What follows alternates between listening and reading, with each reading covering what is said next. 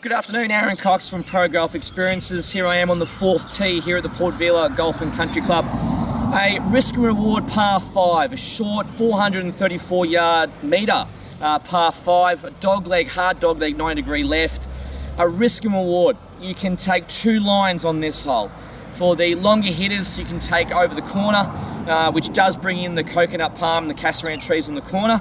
For the shorter hitters and the higher handicappers, taking it straight down to the corner, does hit about 235, 240 metre drive to get to the corner.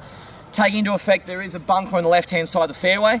Once you get to the corner, it is a straightforward straight up to the green. The second shot will take you straight back towards the ocean, which normally plays into the wind. But a risk and reward tee shot for the longer hitters and the professionals, hitting it left over these trees on the corner here brings in the, as I said, on the corner, the casserinas. But if you do have the length, you can put it inside 150 metres to the green for your second shot. So definitely an important hole after the second and the third to get a good birdie here to move on to the scoring holes through the front nine. Well, here we are on the fairway of the fourth hole. We've come down to the corner, just short of the corner on the fourth here on the par 5. You can see directly behind me we have the bunker on the left-hand side of the fairway. For the higher handicappers and the shorter hitters, this bunker is going to be important to know where it is and where it's situated, because this is where the ball will probably start landing for your tee shots. The elevation change is quite important to know as well, because how the ball will land and roll.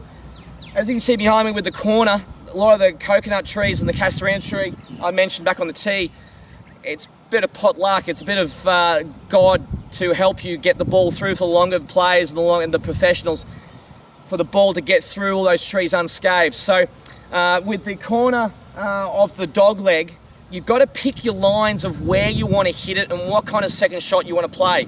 If you hit the ball left to right, you've got to try and get yourself far enough up to get away from that corner, those palm trees and those coconut trees, to give you a straight shot, to give you a good third shot up to the green.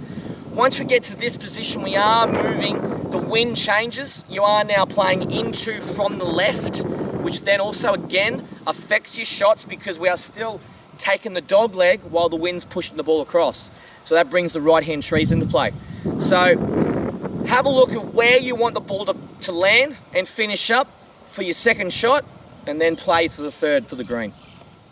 Right, here we are on the green at the fourth, the par 5 dogleg. We are now sitting at the front of the green.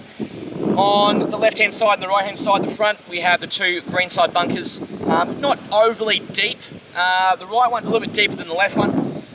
So it's a little bit of a alleyway to get into the green. When you look at the green, it is sloping from back to front. It really does collect down the front right side of the green. There are some subtle undulations with a very flat back of the green, and then moving out to the back where the hazard is and the penalty area. It's important to get your third shot or your second shot landing in the right spot. In some years, you can land the ball short, bounces up, get a bit of grass growth that can stub the bounce. So landing the ball on the green is quite important to get that control on the green. As I said, with the back to front, with the pins up the back, it's important to get that right distance control.